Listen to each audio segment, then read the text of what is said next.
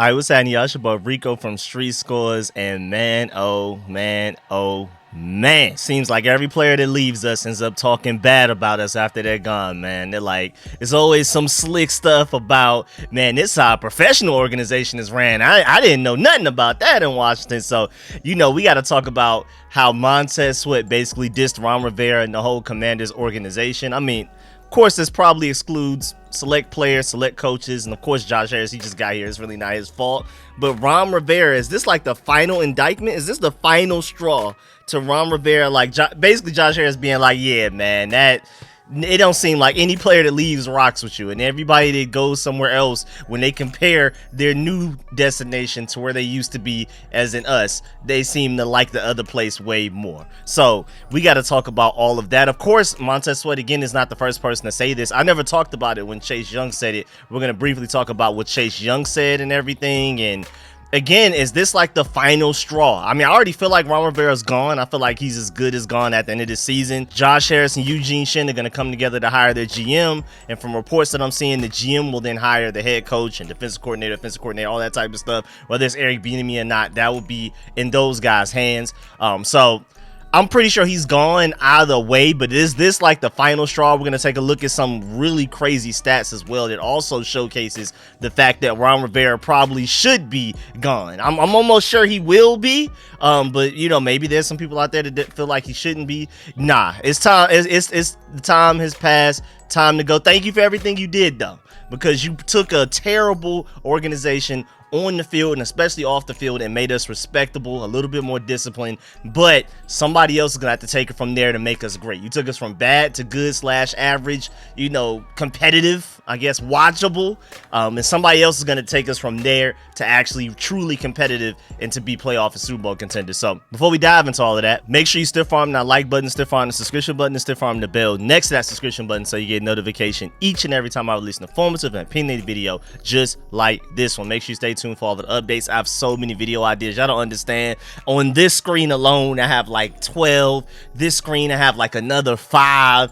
It's so many things, and I'm also working on some exclusive content for my channel members. Don't think I forgot about y'all. I'm working on a big Sam Howell, looking at some of his best plays. That's going to be for channel members only. We're going to take a look at a lot of his best plays and basically prove the case as to why we should build around Sam Howell. And I'm probably going to do that for more players. And that entire series is going to be done for channel members only. So if you're not a channel member, go become one, because we have so much fun content coming that's going to be exclusive for y'all. And that's just the start of it. So, man, without further ado, let's go ahead and get to it. Let's get it. He's our quarterback for the 5-10 years, and I truly believe that.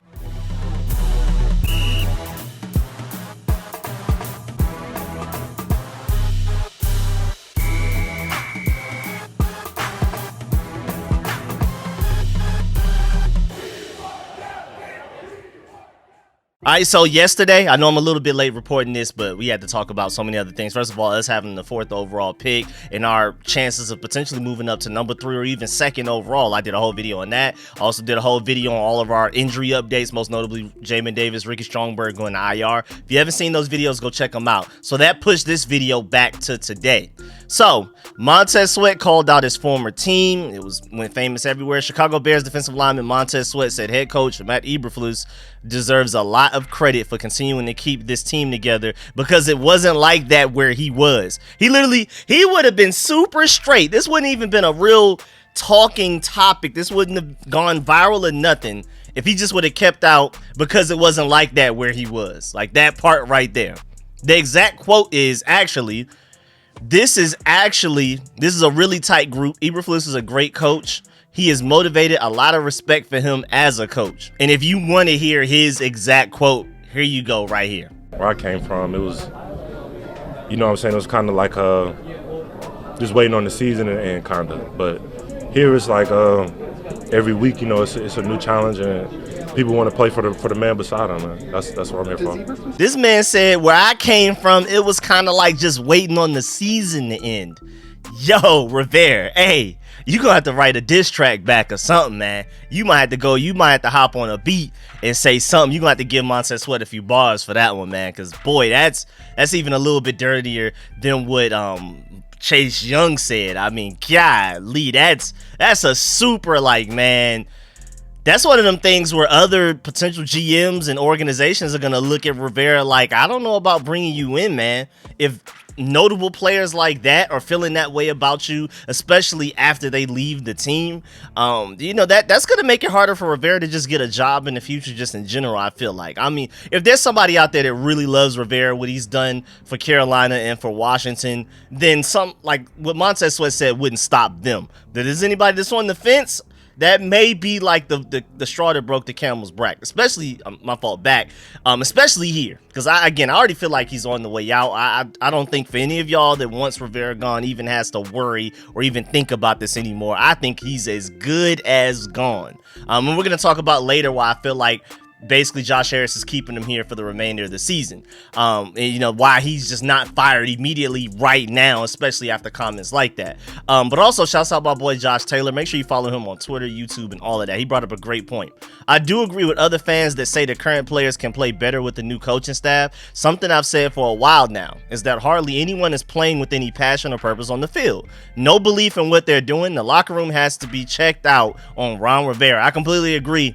I feel like a lot of people, with us only having 4 wins and it's looking like we're probably going to end up with at the very least a top 4 pick in this upcoming draft. Typically, you're like, that team has to be terrible, right? Well, I feel like roster-wise, talent-wise, we aren't as a 4-win team. I feel like coaching had a lot to do with it, and I also feel like Ron Rivera did not do a great job of maximizing the talent on this team. Now, we do have areas that we definitely need to improve in. I'm working on a team needs video, and then we're gonna start diving into a whole bunch of stuff for the Commanders, like what positions we need to prioritize in the draft versus free agency. Like certain positions like linebacker, do we prefer to get that in free agency or do we prefer to attack that later in the draft, things like that. So I'm working on videos like that. But I mean, just obviously we need tackle, we need interior offensive lineman, especially center. We need linebacker. We need corner. You can kind of say we need safety. We need a tight end. But at the end of the day, man, we're not 4-win bad. I really don't believe so. I feel like we have some potential there, and even some of those needs I just gave you, I feel like we have some talent there, but I would definitely love to add more talent, elite talent in some of those positions. But at the end of the day, man, you can make some things work. I feel like if another coaching staff had this exact roster, we wouldn't only have 4 wins is my main point. I don't think we're necessarily making it to the playoffs, especially with the injuries that we've had and all of that type of stuff, but I definitely feel like we would have more than just the 4 wins I feel like we're going to finish this season with in the top 4 pick. But I am happy that we have a top 4 pick. Also, I think it's a mutual situation looking back at the Montez Sweat trade, because I'm happy for Montez Sweat. He feels like he went to an organization that can win. They have a lot of potential, like I've already said in previous videos. I feel like Justin Fields has shown you enough this season, especially in that win against the Lions. Again, like I said in my other video, the Lions, I don't think they're on the level of the 49ers, Eagles, or Cowboys, even though the Eagles stock is dropping right now. I feel like they're a year away from being one of those top teams. Another draft, another free agency, the Lions, watch out type of thing. But they're still a really good team, and for the Bears to beat them convincingly the way that they did, first of all, I just feel like that's a team that's better than what their record says, and I think you can definitely build around Justin Fields. I think they should prioritize in the draft, building around him, getting like Marvin Harrison Jr., getting the best tackle available, all of that type of stuff. So I feel like Montez Sweat is going to a team whose stock is rising. Their trajectory is definitely pointing forward and up.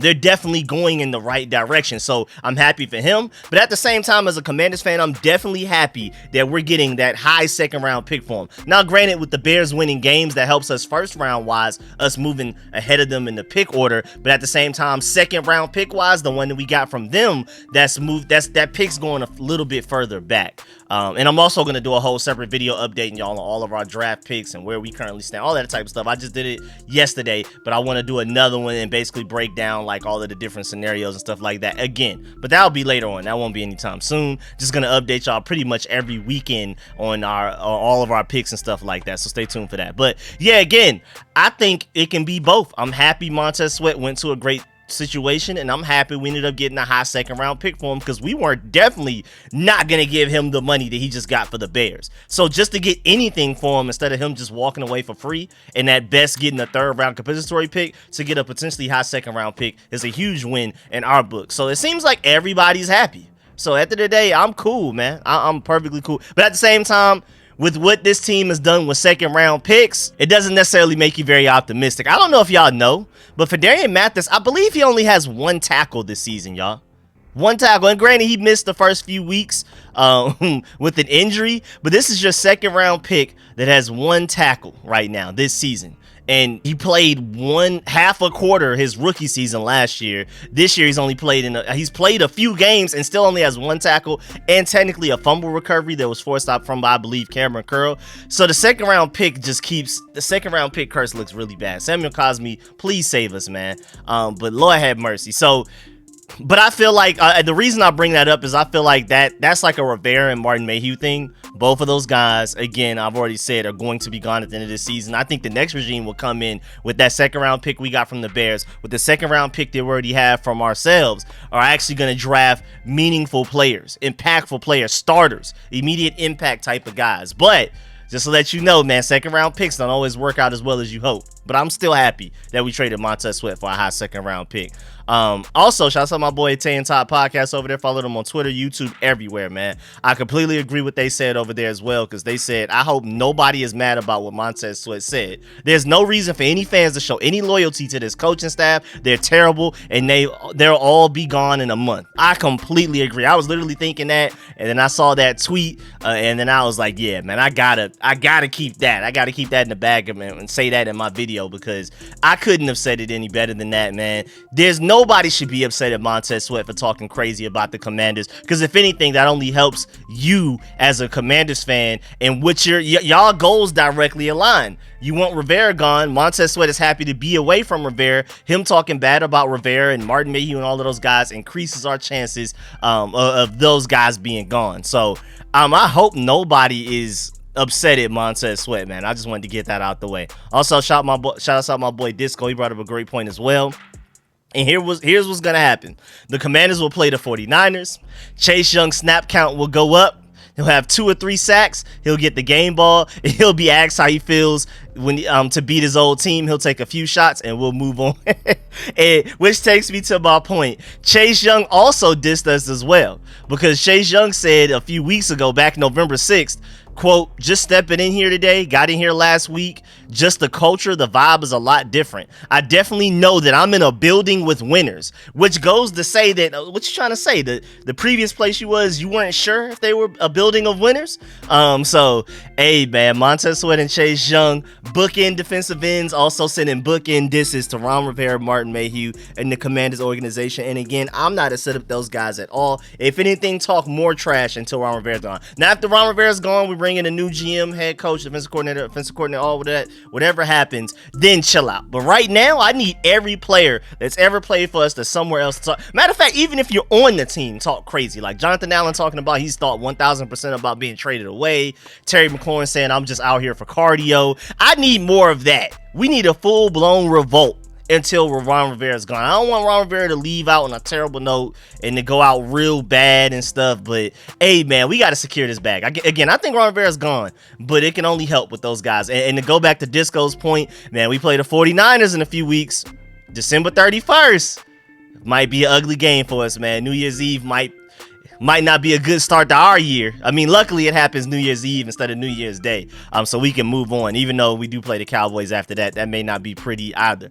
But yeah, man, y'all go ahead and get y'all New Year's Eve plans going. Don't revolve it around football. Don't be emotionally attached to football, because that 49ers game might get ugly. And I truly believe that Chase Young is going to try to go out there and have his best game in his life. He may not actually succeed at doing so, but I truly believe that's going to be the most motivated that Chase Young has ever been. I know he can't wait to eat against Charles Leno and Andrew Wiley, dog. I know he just can't wait, man. Oh my Lord, Ron Rivera, he's gonna mean mug everybody on the sideline if he gets a sack on Sam Howell. Even though it seems like he rocked with Sam Howell, so he probably wouldn't do Sam Howell too bad. But Ron Rivera and those guys, those offensive linemen, Chase Young's gonna do everything in his power to embarrass them. So be on the lookout for that. But on top of that, not even just what players are saying when they leave the team, but Ron Rivera has a lot of different reasons why it's basically time's up. I mean, first of all, typically when teams are losing, especially to the level that we're losing, where we're about to have a top 4 pick in the draft, maybe 3rd, maybe even 2nd overall, depending on what other teams do around us, because I don't see us winning the game for the rest of the season at all. With the Rams, they're hot, one of the hottest teams doing it. The Jets, Aaron Rodgers will probably be back, and even if he isn't, they finally look like they had an offense against the Texans, so they may be on the the positive trajectory as well. 49ers are going to demolish us, and then the Cowboys, we'll see, but they already embarrassed us on Thanksgiving. I don't think it's going to be much better on January 7th or 6th, whatever they flex that game to, potentially, because I still think they're going to have something to play for. I think the 49ers have something to play for. The Cowboys will have something to play for at the end of the season. The Rams definitely have something to play for this upcoming game, and then we'll see with the Jets. But again, the way the Jets just embarrassed the Texans, well, I mean, what chance do we stand against that if we can't beat the Giants at least once after playing them twice in the year in the way we got embarrassed by the Bears? We got embarrassed by the Bears, but that was bad. So on top of all of the lose, because basically back to my main point, when teams lose this much, typically they just throw the head coach under the bus, even if it's not their fault. And I do feel like a lot of this is Ron Rivera's fault at the end of the day. Maybe not all of it. I feel like a lot of it's Martin Mayhew's. I feel like some of it's Jack Del Rio. I feel like a lot of it's Ron Rivera's. I feel like some of it's Eric Bieniemy's. I also feel like it's a loss of talent. We just didn't simply have the guys in a lot of different ways. That's why this draft and this upcoming free agency should be really fun for us. We're basically about to be in another expansion team because there's about to be a whole lot of changes around here when this new regime comes in. But at the same time, when you're talking about our roster being devoid of talent, a lot of that goes to Ron Rivera, because he may not have the exact same amount of power as Bill Belichick has, and he's about to be gone, so he's about to have 0 for the Patriots at the very least. I'm working on a video for that as well. But he did the first year, and then he realized, this GMing thing, I need a little help. So he brought in Martin Mayhew to kind of be like the almost GM, even though he doesn't have as much power as a typical GM has, because Ron Rivera still signs off on everything. So they brought in Chris Polian, Marty Herney, and Martin Mayhew to help with that. Then he needed, of course, he brought in Jack Del Rio to run the defense, and then he was kind of helping with the offense, helping make some decisions, especially roster-wise, who they sign, who they bring in, who they draft, and stuff like that. And then when we brought in Eric Bieniemy, he let Eric Bieniemy run a lot of those things. But Ron Rivera still takes a lot of the blame for how this roster is constructed. Him and Martin Mayhew, because even as bad as Martin Mayhew is, Ron Rivera is the guy, like, you even saw it in some of those draft videos. Martin Mayhew says what he wants to do. He has to check with Ron Rivera to be like, are you cool with that? And then Ron Rivera signs off on it. So regardless, everything runs through Ron Rivera at the end of the day. He wanted that much power, so that's why you get that much blame. The power is equal to the blame when you're losing. The power is equal to the fame and the congratulations and all of that type of stuff when you're winning. So he asked for that. High risk, high reward type of situation to be in. But and when we're talking about roster construction, boy, that boy Cody Barton, man, even though he's not as bad as David Mayo, man, like if you just look at highlight tapes of Cody Barton, even for the Seahawks, it makes you wonder, like, why did we even sign this guy, dog? And if you're just looking at just most notable free agency signings under Ron Rivera, I mean, Curtis Samuel, you can say, okay, that worked out really well. Like, that was a good one. But Cody Barton, I mean, better than David Mayo. Well, I would say less bad than David Mayo, but at the same time, what is that even really saying? So we're not going to count that. Nick Gates, that didn't work out at all. Andrew Wiley's not working out. You can maybe throw that on Eric Bieniemy right there. But then you used to have Trey Turner, Andrew Norwell, David Mayo, Charles Leno, Bobby McCain, William Jackson III, Ryan Fitzpatrick. Charles Leno is kind of Joey Sly's kind of but everybody else, man, come on, Rivera. I mean, come on, dog. And then he's always saying some crazy mess in press conferences. I feel like I update y'all on a random other. Yo, get somebody else to write your speeches, man. Get somebody to prepare what you're going to say and have some prepared answers for when you go up there to those press conferences, because he always has some quotable mess. I mean, last year, probably the most notable one of many crazy quotes that he had was the fact that he didn't realize that we could be eliminated from playoff contention, I believe, after that Browns loss. And then he's had a bunch of ridiculously terrible, fireable quotes this year. But man, this newest one right here, not necessarily. I think we did the things that we wanted to do. I thought we did the things that we wanted to do, and we did some things pretty well. Back when we lost 45-15 to the Cowboys after the game, he said, quote, "We did the things that we wanted to do." What does that? So you wanted to lose 45-15. That's what we wanted. That's what we were shooting for. So let's just to get back to it. My boy Grant Paulson, like I foreshadowed earlier, he brought up a great point. He listed out the reasons why ownership probably prefers Rivera to finish out the season right now. So just to basically calm your nerves as to like, I know a lot of y'all are like, if we were going to fire Rivera ever, it would be now. If he stays to the end of the season, he's probably going to end up being here next year. Again, I highly doubt that. And Grant Paulson lays out some great reasons as to why. Number one, they think future head coach candidates will view them favorably, see them as patient and non-reactionary. So I completely agree with that. If Josh Harris were to fire Rivera mid-season, especially like a few weeks ago, other head coaches would be like, man, I don't want to go somewhere while I'm on the hot seat. So if they'll look at us and be like, man, Rivera has not been good there. They're projected to have a top 4 pick, and that man still isn't fired. So I go over there. I'm cool. I don't have to worry. Always have to watch over my shoulder and stuff like that. That's a more comfortable environment. That's a GM that shows that he trusts his head coach to figure it out and try to get something out the mud. Because right now, Ron Rivera is in the mud too deep to where we can even redeem ourselves at the end of the season. He's still not fired. So a potential next head coach is probably looking at that like, hey, okay, Josh Harris is cool, man. He's not reactionary like Buddy over there with the Panthers right now. That's completely ruining anything, or even just previous Commanders head owner and Dan Snyder with all of his antics, calling in picks from his yacht when he didn't even watch tape and film on guys and stuff like that. So that's one positive. Positive number 2, they don't want to alter who's working with Howell day in and day out. What happened if EB gets elevated? That's a good point. I feel like at the end of the day, you should be able to manage both, but I can also see this side. This is the point I slightly agree with. I agree with the least, but I still slightly agree with, because if you fire Ron Rivera, Eric Bieniemy automatically becomes your interim head coach. And then with him having to handle everything around the organization and basically taking over for what Ron Rivera does, he will have less time to work with Sam Howell. And I do want Sam Howell to continue to develop, because I feel like if there's anything that Eric Bieniemy can hang his hat on at the end of this season to show not only just the Commanders, but other teams out there that you should hire him as an offensive coordinator, at the very least, maybe even a potential head coach, is that he's done a great job developing a 5th-round quarterback. I feel like he's actually done a really good job with that. And then again, giving Eric Bieniemy a promotion to head coach would take time away from that he could spend with Sam Howell and continuing to develop him.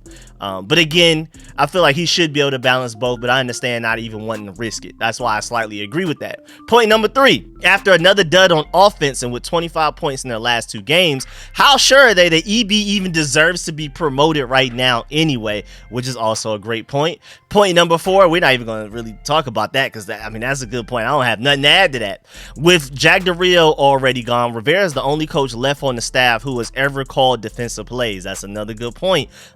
You fire Ron Rivera, it's already a mess, and I know we want a top draft pick, but at this point, it's going to become like a straight clown show. We're not even going to look like a competent organization if Rivera is not at the very least calling defensive plays. Now, our defense has not been good. Jack Del Rio here, Jack Del Rio gone, Ron Rivera taking over, whatever, but it can look way worse than Ron Rivera with Ron Rivera gone. I'm warning you now, with nobody else on this coaching staff with experience of calling defensive plays in regular season games. That's scary. At the NFL level, it could get worse. And Josh Harris, I'm pretty sure he wants that top pick, but he also doesn't want to go out that bad. He doesn't want to go out here and allow 50 points a game type stuff. That's the type of stuff that can happen with a new defensive coordinator, a guy that's never called defensive plays at the NFL level, going out there and doing it. I know Ron Rivera, we don't love him as a defensive coordinator, but there's definitely worse out there. Just like Cody Barton. We don't love Cody Barton at linebacker, but we saw when he got hurt, it can definitely be worse out there. Just think of that same thing with Rivera. If we were to fire him mid-season with Jack Del Rio gone, Rivera gone, somebody else calling defensive plays. But at the same time, the only reason I slightly disagree is because, like, hey, man, I know we don't want to look embarrassing, but you never know, man. Maybe we can ask our linebackers coach to step up and do it. Let's just give somebody an opportunity, see what happens. What's really the worst thing can happen? And then 5, why change anything? You lost 9 of 11 games and are up to 4th in the draft order. That helps the eventual GM and head coach searches, which takes me to my point that basically keeping Ron Rivera here is basically helping you get a better draft pick. Ron Rivera trying to win wasn't working. So why should we be worried with Ron Rivera as our head coach that we could potentially end up with a lower draft pick? I think if anything, with him still being here, it's probably going to end up being even higher. So for those of us, including me, that want as high of a draft pick as possible, you kind of don't want Ron Rivera gone, because we'll say Eric Bieniemy steps up and then we just somehow rally. He gets this team to rally and overachieve and somehow end up winning one or two of these last few games somehow. Just some crazy way, Eric Bieniemy, as the new official head coach, Ron Rivera gone, just sparks something into the team, and we just somehow find a way to end up losing that top 4 draft pick. We move all the way down to like 5 or even somewhere 10 or 9 or something like that. So hey man, Ron Rivera, keep up the bad work, aka keep up the good work, because I want that top draft pick. So that's why, again, I feel like Ron Rivera's still here. Shouts out to Grant Paulson for those points. For the ones that I agree with, slightly disagree with, all of that, I think those are all excellent points from him. Also, just some interesting stats before we get up out of here. At a certain point, the Commanders trailed the Dolphins 31-7 at halftime a couple of weeks ago, well, a week and a half ago. Washington's -24 first half scoring margin is tied for its worst over the last 2 seasons. It also trailed by 24 to the Bears in week 5 this season and to the Eagles in week 3 last season. Ron Rivera, that's under your watch, because when we're talking about point differentials, that's offense and defense. You got to look at the head coach right there, man. Also, do you ever just like watch other teams? Like when you're looking at Monday Night Football or Sunday Night Football, you just, Red Zone, and you just see how it just seems like you're watching a whole different sport. It feels like it seems like under Ron Rivera, we're just not as explosive. Our defense doesn't have as many playmakers. And I talked about this when Jack Del Rio got fired, that like you see guys like forcing fumbles, like deviating away from the defensive play call to make a play because they trust their instincts. I feel like Jack Del Rio and Ron Rivera don't trust their players enough to let them work outside of the scheme. Like this is the play call, and no matter what you see, pre-snap, post-snap, whatever, we told you to do this, you need to do this. That's what I'm not there. I'm not there in the meetings and in the all 22s and all of that type of stuff to know that's what it exactly is. But that's what it feels like. Not even just offensively as far as playmaking goes, but even defensively, it just seems like we don't have guys. I don't know if we just literally don't have guys that can, or if we just have a coaching style that don't allow guys to do it at all and to, again, deviate from the plan.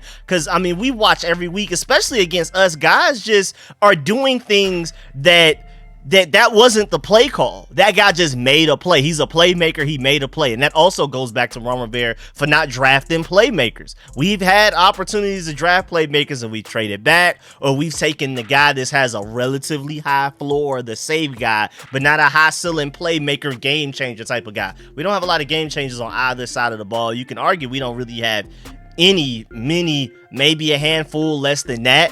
And it's just like, is it the players? If it is, that's on Ron Rivera, but is it also in the scheme? And a lot of that's on Ron Rivera as well, because when we played the Seahawks, that boy Devon Witherspoon, when he stripped Sam Howell, it's not like the Seahawks defensive coordinator said, okay, we're going to run this coverage. Devon Witherspoon, when the quarterback runs with the ball, strip the ball from him. No, that wasn't the play call. A playmaker just made a play. We don't seem to do that. We're just so conservative. We're just so robotic, and it is just, man, I'm sick of it. And then, of course, on the offensive side of the ball, we just, other than Sam Howell making things shake, it just doesn't feel like we have anything going, man. It really doesn't. It doesn't feel like we have any such thing working in our favor, man. And then he's had moments where he's kind of been emotional in press conferences. I know we talked about press conferences earlier, but I almost forgot. Back on November 17th, that man said, quote, "I'm confident and comfortable in who I am and what I do." Then he said the S word, "I've been through enough. The last 3 years have not been easy. At the end of the day, the questions that need to be asked are, is this culture better?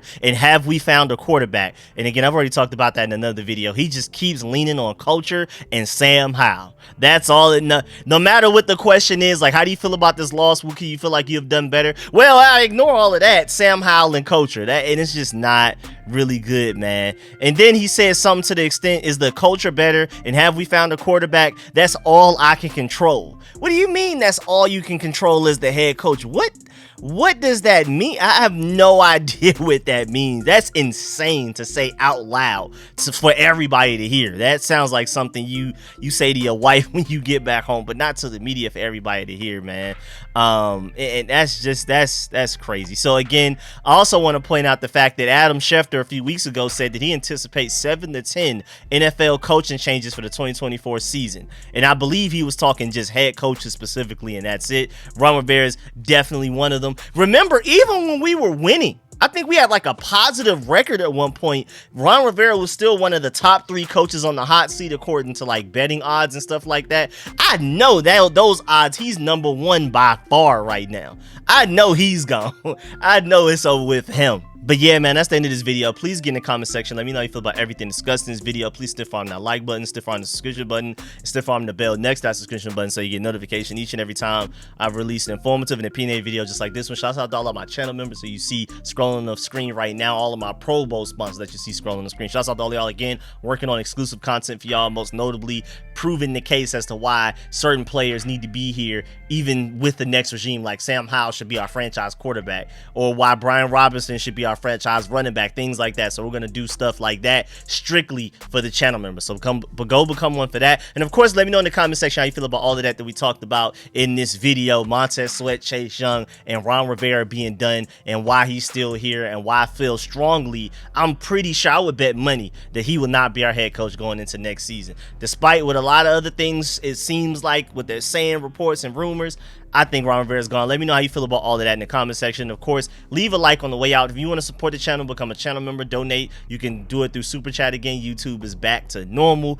You can also donate through CashApp and PayPal, however you feel. But at the very least, leave a like on the way out and leave a comment, even if it's literally just a thumbs up, because that means a lot to this channel. So if you can't even donate, that's for free. So, man, I really appreciate y'all. I'm going to catch y'all later. I'm out.